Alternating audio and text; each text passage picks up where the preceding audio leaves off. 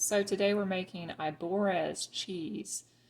This is a Spanish cheese that was originally made with goat's milk. We're actually using cow milk because we have miniature Jerseys and we have excess miniature Jersey milk on hand. Ibores cheese is a hard cheese that is aged, and the outside of it is rubbed with either regular paprika or smoked paprika mixed with olive oil. So we'll get to that later in the video. I'll be including the recipe in the description to this video, and we may be able to get some titles up on the video as well. What I have here in this pot is 4 gallons of unpasteurized, unhomogenized milk from our mini Jersey cow, Georgia.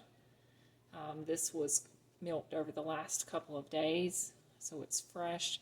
If you are making cheese from raw milk, it's best to use the freshest possible milk that you have. So right now this milk is being heated very slowly over very low heat in a stainless steel pot with a very heavy bottom. We don't want to scorch the milk, we just want to slowly heat it. It typically takes me about an hour to get 4 gallons of milk up to temperature. This particular recipe for Ibores cheese will be heated to 86 degrees for our target temperature, at which point we'll add our culture and let it ripen before we add our rennet. So right now we're still at just over 70 degrees. So we're going to get this up to 86 degrees and then we're going to add our culture. So we have our milk heated to the target temperature of 86 degrees Fahrenheit. And we're now going to add our culture to our milk. The culture we'll be using for this recipe I have right here. It's Dansko, and we're going to use TA52 and MM100. We'll be using 1/32 of a teaspoon of each of these cultures. Now the TA52 is a thermophilic culture, so it works at temperatures above 102 degrees Fahrenheit, whereas the MM100 is a mesophilic culture, which works at temperatures under that. This particular recipe does not have high temperatures, so the thermophilic culture in this recipe, while it does act at higher temperatures, it is also used for flavor during the ripening process. And in this particular recipe, that's what we're using it for, to add flavors during the ripening process, because we're not heating our milk above 102 degrees. So here goes our mesophilic culture, and you'll just want to sprinkle it right on top of the milk. And the thermophilic culture, just allow that to sit for about 2 minutes so that both of the cultures will reconstitute on top of the milk and you won't have clumping. After 2 minutes, we'll stir it in for about a minute. So our culture has sat here for about 2 minutes and reconstituted. We're now going to stir it into our milk, and you'll want to stir it in for about a minute to get it fully incorporated into all of your milk.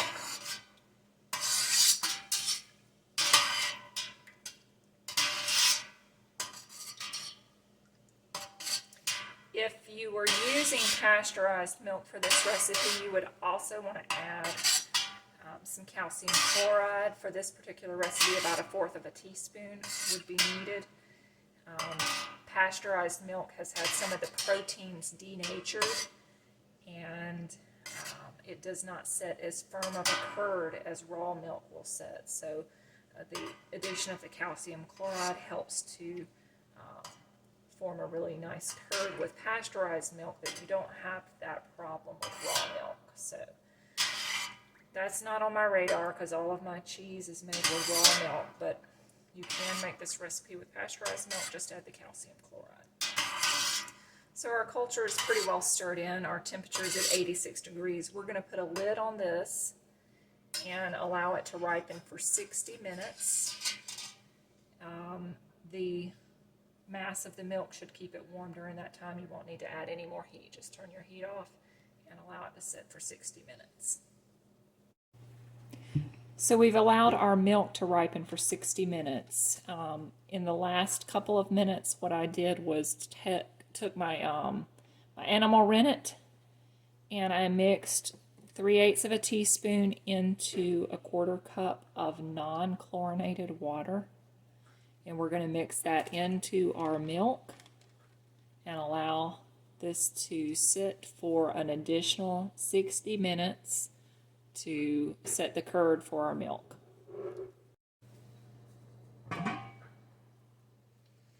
Now in the last 60 minutes, as you can see, because we're using non-homogenized milk, the cream has risen to the top. So we'll want to make sure we get that all stirred back in prior to adding the rennet, so that that cream sets up with the milk for a nice non-separated curd. Otherwise you'll end up with cultured butter on top, coagulated cultured butter on top, and then your milk curd at the bottom. So we'll get it stirred up, and now we're going to add our rennet and non-chlorinated water mixture. We're going to stir for about a minute in a top to bottom motion to make sure that the rennet is completely incorporated with our milk. I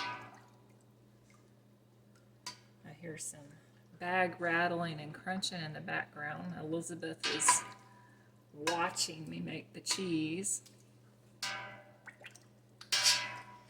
Don't stir for more than a minute because your rennet starts working pretty quickly and you want it to set up the curd uninhibited. So I think this is stirred pretty well into our milk. We're going to go ahead and let that stop moving. And that will set for 60 minutes to set a curd. And we will be back. So our milk is still coagulating and setting a curd with the rennet. I've gone ahead and sanitized my mold and my cheesecloth. We are going to be using a large tome mold for this recipe. I've gone ahead and sterilized my follower that will go on top and my cheesecloth. Now, a lot of people will boil their cheesecloths to sanitize them. I usually have hot, soapy bleach water that I use to sterilize mine, and then I rinse them out really good with really hot water and just kind of allow them to dry. Now I do that after I make my previous batch of cheese, and then I do it again right before I make cheese to ensure that it's completely sterilized. You don't want your cheese getting infected with any unneeded bacteria that will cause your cheese to go bad. This is the cheese mold that I use. I got it from cheesemaking.com, and we'll be showing you how to utilize this. I've wiped it down also with my soapy bleach water so that it's completely sterilized. It does have a drip tray as well that the cheese mold will set in and allow the whey to drip off into a bowl so that you don't have a big mess. And that's been sterilized as well. So we're just waiting on our curd to set up, and then we'll be moving forward. Okay, our milk has been sitting with the rennet in it for 60 minutes to coagulate and form a curd. So it's time to cut the curds, but before we do that, we want to make sure that our milk has sat up and is completely coagulated. So you'll want to check for a nice firm curd by inserting your knife, lifting up, and you'll get a nice break here. Sometimes I'll just put my knife in like that, and as you can see, there's a nice clean break with whey separation. So this is coagulated and it's ready to cut. For this particular recipe, we're going to be cutting our curds to a 1/4 inch. So I have a knife here that I've sanitized, and we will begin with a checkerboard like pattern with about a 1/4 inch This is probably a little bit more, but that's fine.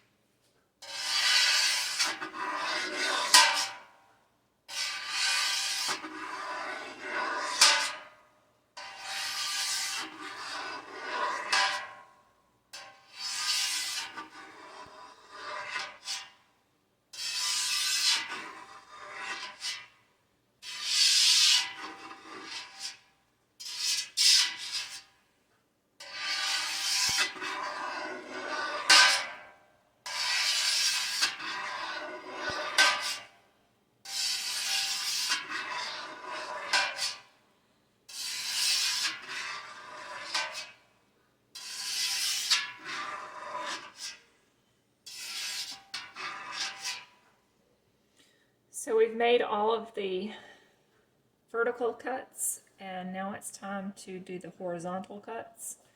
What I've found works best for this is a balloon whisk, and I'll show you how we'll use that in just a moment. Here's our balloon whisk, and we're going to use this to make horizontal cuts in our curd.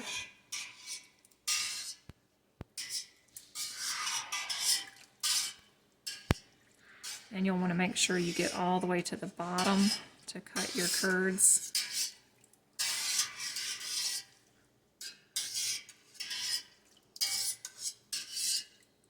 This works well for curds that need to be cut into small pieces. So those have been cut into about 1/4 inch pieces. That needs to sit for 10 minutes just to let your curds firm up before stirring and cooking your curds. So our curds have sat for about 10 minutes and firmed up, and now it's time to cook our curds and dry them out. For this particular recipe, the cook time is about 30 minutes, and we're not really going to heat this. It's going to be brought back up to the original temperature of 86 degrees. If it's dropped any, our milk has actually maintained pretty close to 86. So this is going to just be a drying process of stirring these curds for about 30 minutes. You will have some that you can see are larger than others, and you can just break those up with your spoon. So we'll be breaking these if we find any big ones, and stirring these curds for about 30 minutes very gently until our curds are dried out to the point that we want them to be before going into the final molding process. So we'll be back after stirring these for 30 minutes. Okay, we have been stirring our curds for about 30 minutes now, and they're dried out to the consistency that we need them to be to go into the final molding stages. We've maintained our temperature throughout the stirring and drying process at about 86 degrees. And these look about right. So what we're going to do now is let this pot sit still for probably about 5 minutes, and the curds will settle to the bottom of the pot. And we'll drain off the whey down to about 1 inch above the curds, and then we'll begin the forming process and molding process. This right here is just some butter that rose to the top that came out of our curds. That'll melt down when we make our ricotta out of our whey and increase the richness of our ricotta. So here's the technique I use to get the whey out of, separated from my curds. I just use a colander, push down into the curds, and then a smaller ladle to scoop the whey out without taking my curds with it. So we're almost done getting the whey down to the level of the curds, and we'll be molding these curds in just a moment. So here we have the whey removed down to the level of the curds, and we're going to transfer these to our mold with our cheesecloth in it now. So this is our setup for getting our curds into our mold. Because this particular recipe has you mold your curds with some of the whey still surrounding them, I've put the mold into a larger dish, and we have the cheesecloth in the mold, and we're ready to transfer our curds.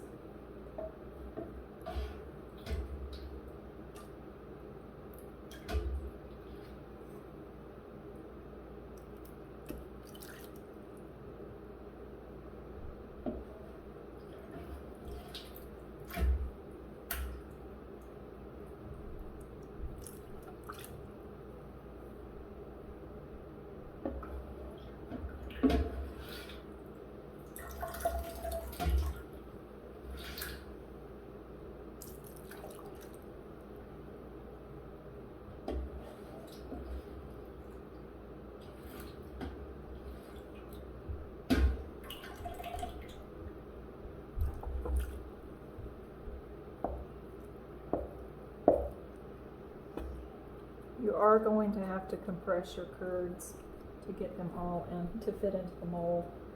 I really need a larger mold than what I have here, but the curds will ultimately all fit. It's just a matter of compressing them.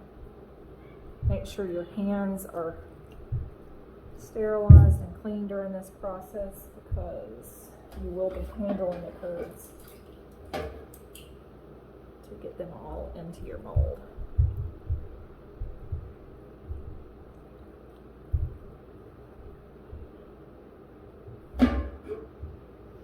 And this would definitely be easier with a larger mold, but we might do with this for now.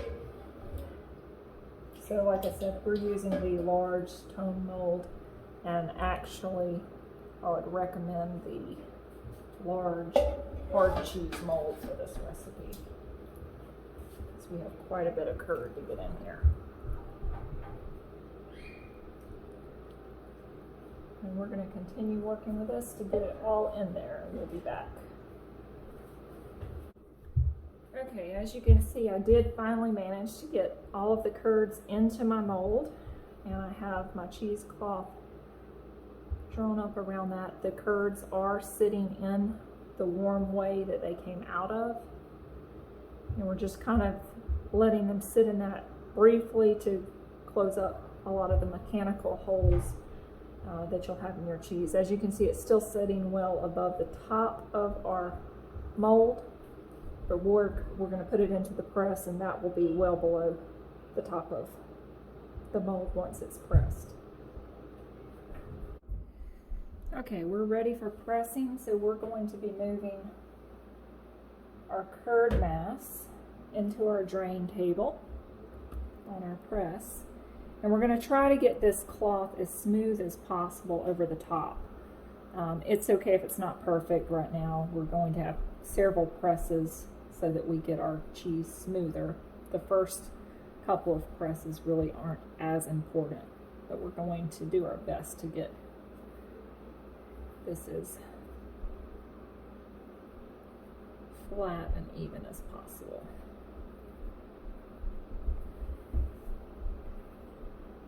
All right.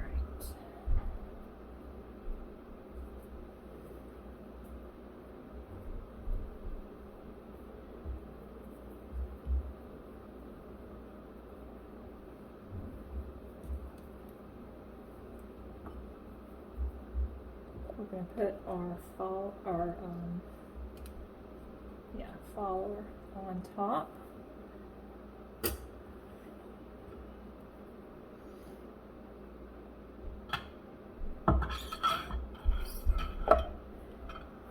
Try to get this centered under there as best as possible. We'll get all of this extra out of the way in a few minutes.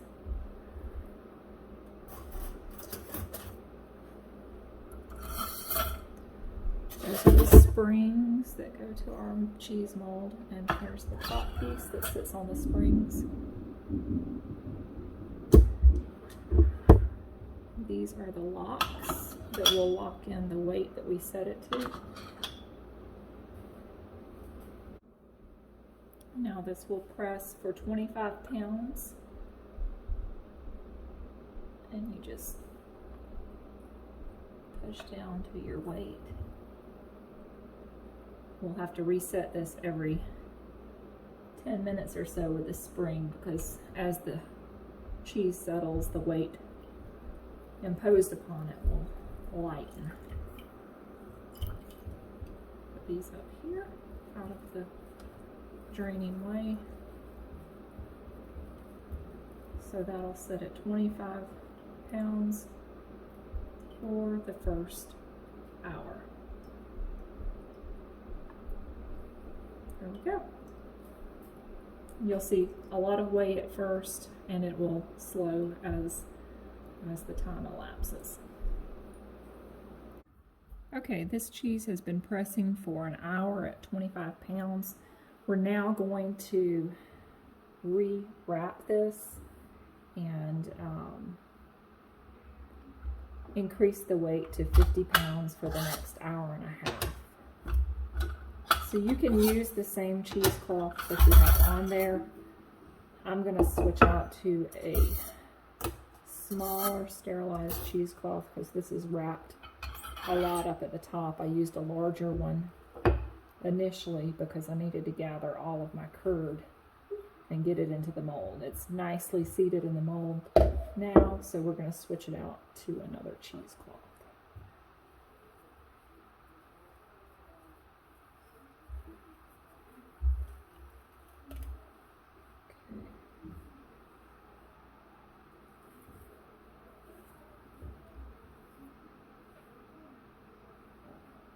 A little piece of something up with the cheesecloth.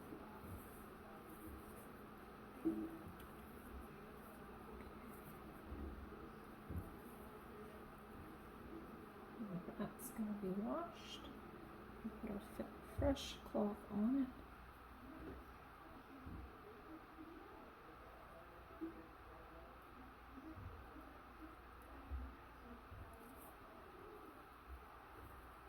So the side that was facing down before will be on the top side. Mommy, it looks like a tornado's happening outside. I don't think so. So we've got. Can you check the radar? I'm doing a video. Can you be quiet? Come on. I'll ask Daddy. It's like, I think the radar's bad because I checked it.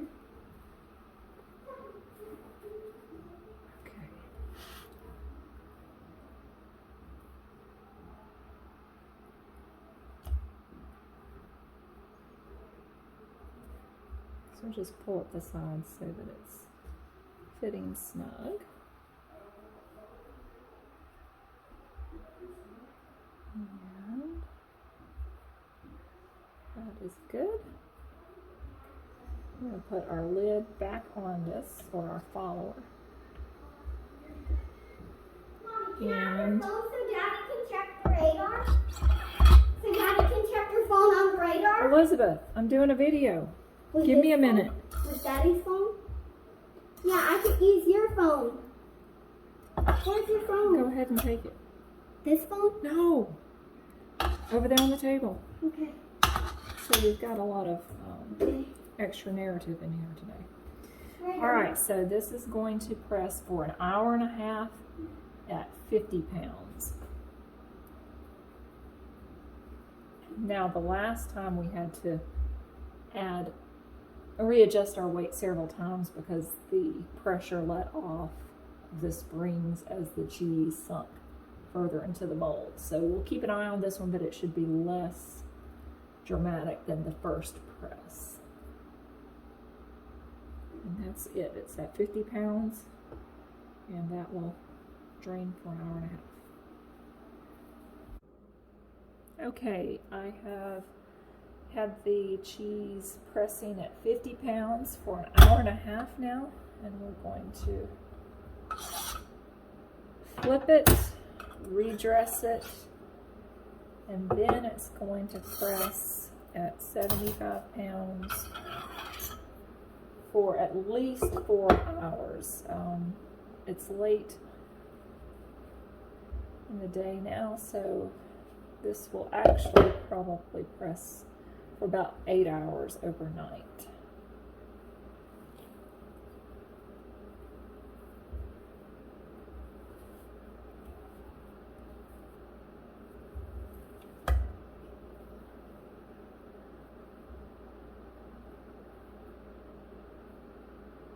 And so here is what I was saying, trying to get your cloth as smooth as possible, or you'll have these little creases and lines. So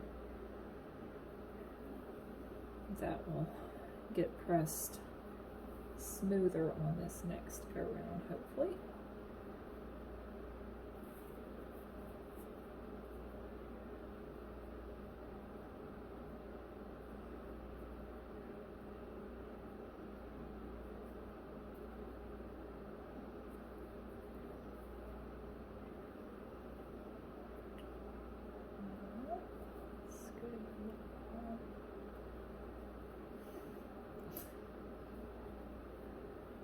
Having some difficulties.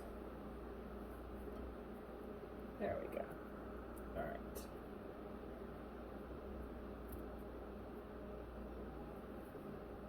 And I've wrapped the wrong side, so let's do this again. Flip it that way. There we go. All right.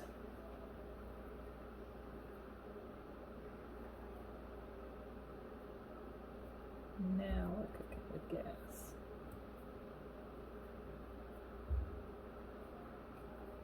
Okay, let's get this back in here.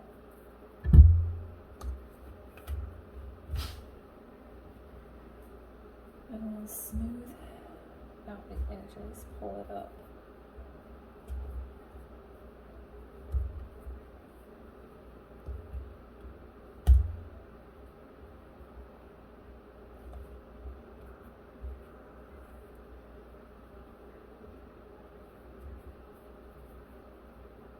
And then ideally at this point, you'll just use one side of your cloth to try to keep it as smooth as possible, because this will be the longer and heavier press. There we go.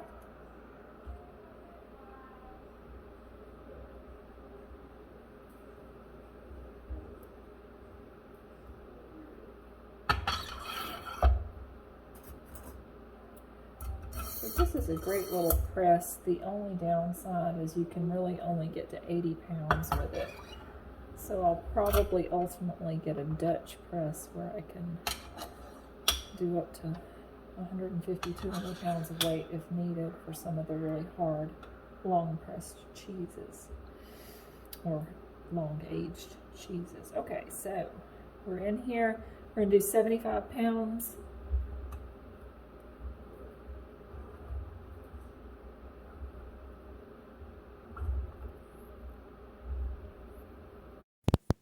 Okay, it's morning. Our cheese has been pressing overnight at 75 pounds. It actually was in the press for 8 hours at 75 pounds. As soon as I got up this morning, I let the weight off. And now we're ready to take out our cheese.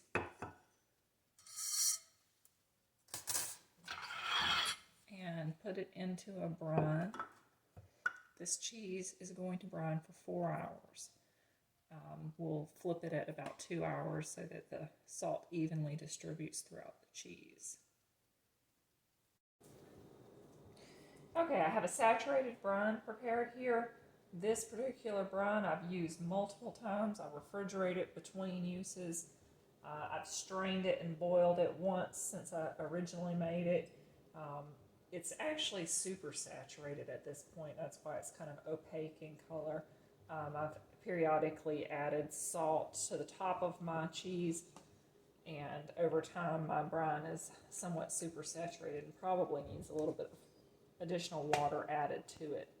The brine itself is a gallon of water, 2 pounds of salt, and a tablespoon of calcium chloride solution, and 1 teaspoon of vinegar. And then as you use your brine and you're putting your cheese in there, you'll add salt to the top of your cheese, and it gets more salt added to it that way. Of course, your cheese will absorb some of the salt as well, so it just kind of keeps it going. Here's our cheese. It's been pressing overnight. We'll go ahead and get this in the brine. This will be in the brine for 4 hours.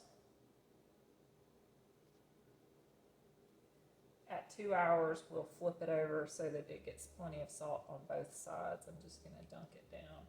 And I'm not actually going to salt the top half of my cheese. Since my brine is actually a little bit super saturated. I will cover it, and I will leave this particular cheese at room temperature to brine.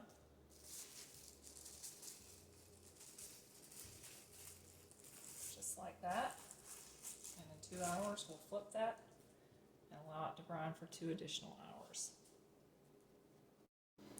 Just a side note on leftover whey, the byproduct from making your cheese. We are very frugal around here and try to use everything. So this whey was actually used last night to make ricotta cheese, but we still have almost 3 gallons of whey here in this pot. This will be fed to my chickens today. It still has a lot of protein, fat, and carbohydrate. So it's still a nutritional product, and certainly should, of course you could dump it out, but we try to be frugal, so we do use it. So this will go to our chickens. If it had been earlier in the day when I made the cheese yesterday, I would have used about 1 gallon of this to make potato soup. That's one of my favorite cooking uses for leftover whey. You can also use it for making whey caramel, which the kids just really love and is great over ice cream. We'll do a video with that recipe one day as well. But at the end of the day, if you make a lot of cheese, you're going to have more whey than you know what to do with. So one of the ways we utilize is feeding it to other animals here on the farm, particularly the chickens. You can also use a watered down whey to put around your tomato plants or any acid-loving plants. I use it around rose bushes as well as a natural fertilizer. Okay, so we allowed our cheese to soak in the brine for 4 hours. I took it out, dried it off, and I've placed it in our cheese cave. It's going to stay in here for about 2 days to dry out a little bit more before we use the paprika olive oil rub to cover the outside. I'll update you when we do that. Okay, we're back 2 days later. Our cheese has sat in the cheese cave and dried up just a little bit on the outside. We're now ready to go ahead and coat it with our paprika olive oil paste. I've used smoked paprika mixed with just enough olive oil to form a thick paste. And we're going to rub this all over our cheese. I've sanitized my hands because I'm going to be using my hands to get this all over our cheese.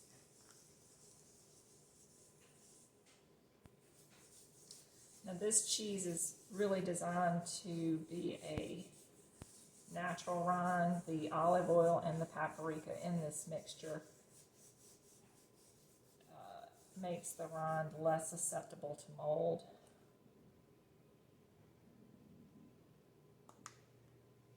I will probably let this age open for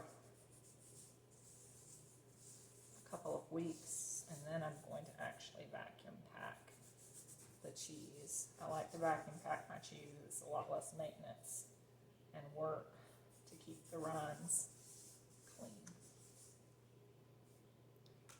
Some people are very anti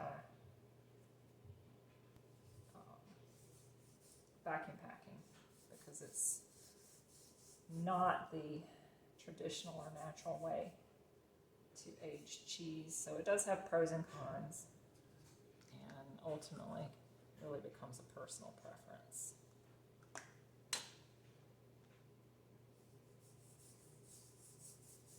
Now I have my cheese aging on this bamboo mat. You can buy several different types of aging trays, but I really like the bamboo. It absorbs any extra moisture because you don't want your cheese sitting in any kind of water or moisture, heavy moisture. So it absorbs that and just creates a nice environment for your cheese sitting in your cheese cave on.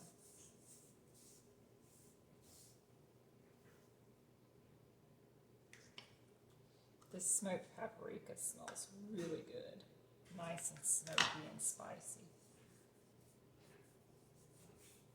I believe we may have to mix up just a little bit more. I used a tablespoon of the smoked paprika with just enough olive oil to make the paste.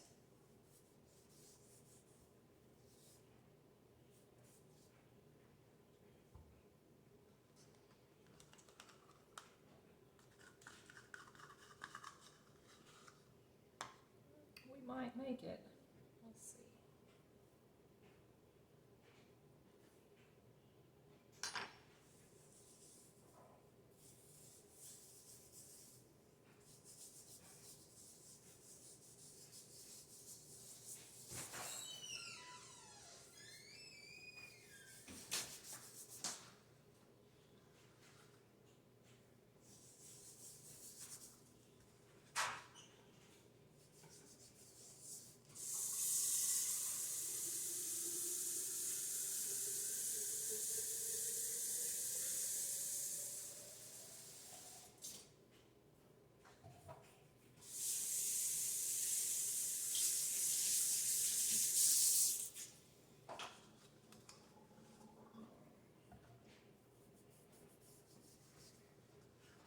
Well, we did just make it.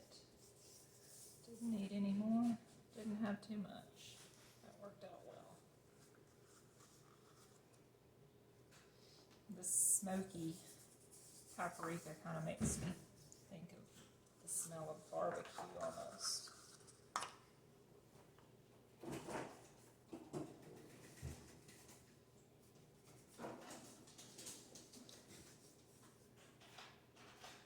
Alright, so we are going to allow this to sit for another day or so in our cheese cave.